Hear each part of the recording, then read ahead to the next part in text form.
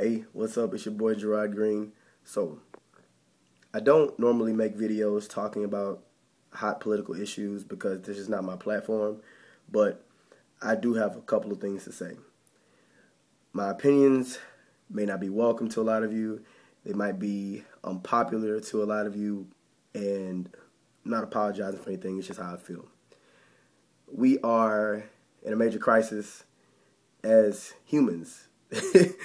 Not just as blacks, not just as whites, but it's really important for us to look at things for what they are, respect things for what they were, and try to make them better. And also respect things for what they are. Let's just keep it real. There have been a lot of racial events to occur, specifically the Trayvon Martin killing, and there are a lot of things you read in the newspaper, online, on Facebook, some of your friends' Facebook statuses, and some of the things that I've read have been disheartening, and they've been shocking, and you have to be careful not to allow the comments that you read, not to allow them to hurt you too bad, because they're just ignorant people in the world on all sides, both races, all races. There are ignorant people, and then there are people who try to spread the truth. And the truth is that there's just a lot of, I feel like the devil, the enemy, is just really got his hands on a lot of people, puppeteering people and rallying people and spreading fear. I think that, in my mind, as I learned, this may sound so crazy, but I think fear is the absence of knowledge. And I think that knowledge, cliche as it is power, and all power comes from God. And so a lot of times when you see crime, it's just a lot of ignorant, scary, godless people walking around with nothing better to do.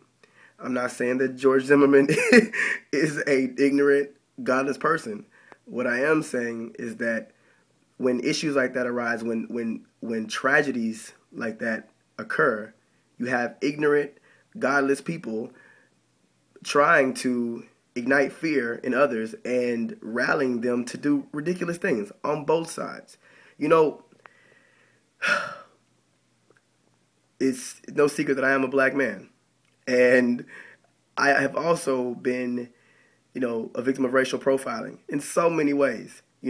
I'm so thankful for my life. I'm thankful that I've never been in a situation where my life has been threatened. But I have been a victim of racial profiling. It exists. I don't care what you say.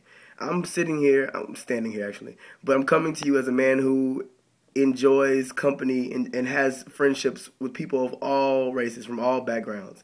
And I'm proud of those friends that I have. But I'm also telling you that it exists.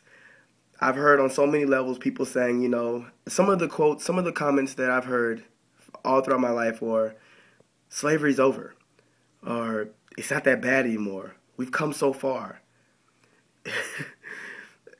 Another friend of mine she quoted this, and I don't want to say her name, but I thought about it. She said, I probably misquote her, but I'm going to say it anyway. She said, if you're not an active anti-racist, you are a passive racist. Something along those lines. Basically, if you're not doing anything to combat racism, you're a passive racist.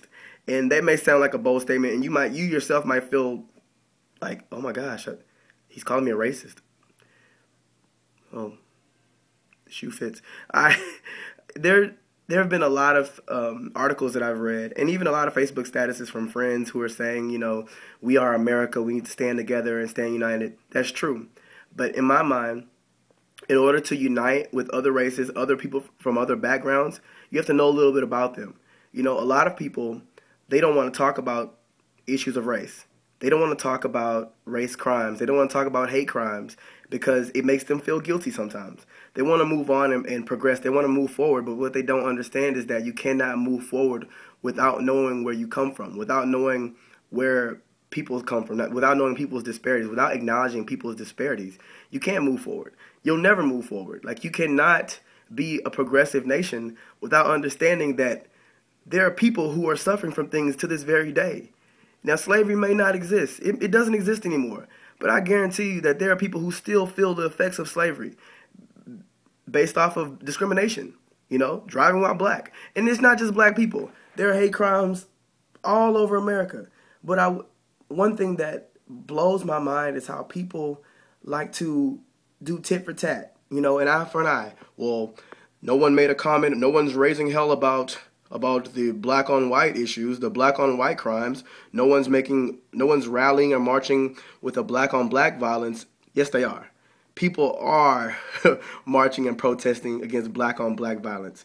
Like I said, it's not tit for tat, but if we were to go tit for tat a little bit, FBI.gov, I believe, the 2010 statistics on black on white on black or anti-black crimes, hate crimes, 69.8% of all hate crimes are anti-black biased.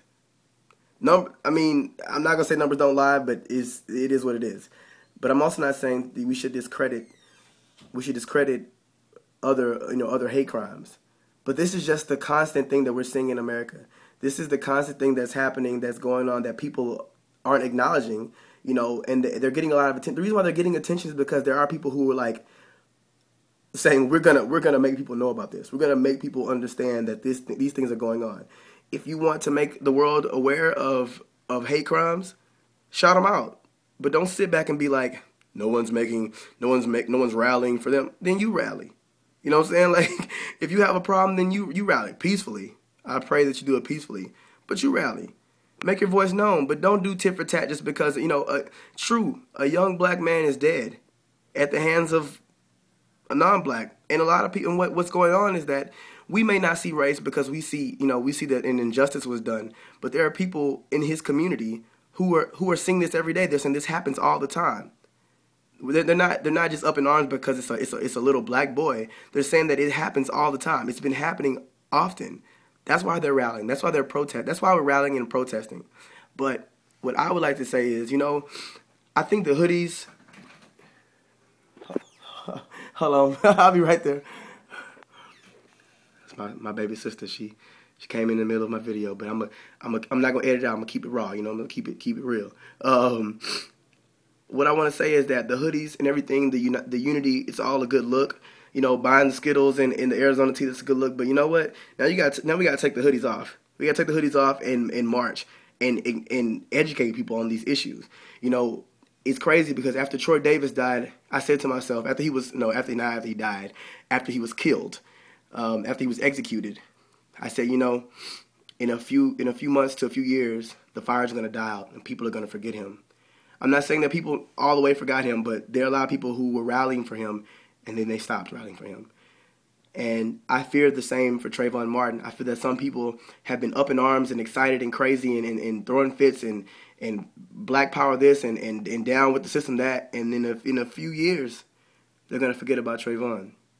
And I really feel that in order to keep his spirit and his memory alive, we have to go out in our communities and educate people. Educate people in your communities, whether it's your YouTube community, your Facebook community. I'm not saying preach to people, but reach people, educate them, teach them. And I think that's the only way that we can, come together as a nation if we educate people. I'm sorry, I'm so slurred because I don't make videos like this, but I'm passionate about these issues, but I want to make sure that I'm coming across in the right way. Put the Skittles down, put the Arizona tea down, and make a difference. I will say this, as much as I'm against, this might be an unpopular viewpoint, but black supremacy, white supremacy, whatever. God reigns supreme. I mean, so all this stuff, like people, rallying, and saying, down with this race, down with that race. You all are so ignorant. Like, you're so ignorant, and I really don't want to go back and forth with comments and hateful things said in this video because that's not how I roll. But you know what? Like, this country will always be divided by something. But what we need to do as Americans is try our best to just continue to educate people and to promote unity wherever we can. I don't see America as, it's a utopia where everyone just gets along. I think a place where everyone gets along and we don't care about color. I think that's heaven. I think that when we all, those of us who believe, when we go up, to be with God, I believe that's when we don't see color and we're all united because we're all serving one God. And a lot of people now, they're serving themselves. We're serving ourselves. So I just want to say, it's not about. I made this on this I made this status on Facebook. It's not about just us. It's about justice. So Trayvon Martin being black, yes, it's an issue. But my major concern was that the justice is done because a young boy is dead and his killer is walking around. Well, he may not be walking around. He's probably hiding. Just keep it all the way real. But anyway, I'm sorry for talking fast. I'm sorry for slurring. I'm sorry for stumbling over my words, but it's just how I feel, and I hope someone understands what I'm saying. Hope you have a great weekend. Love y'all. Peace!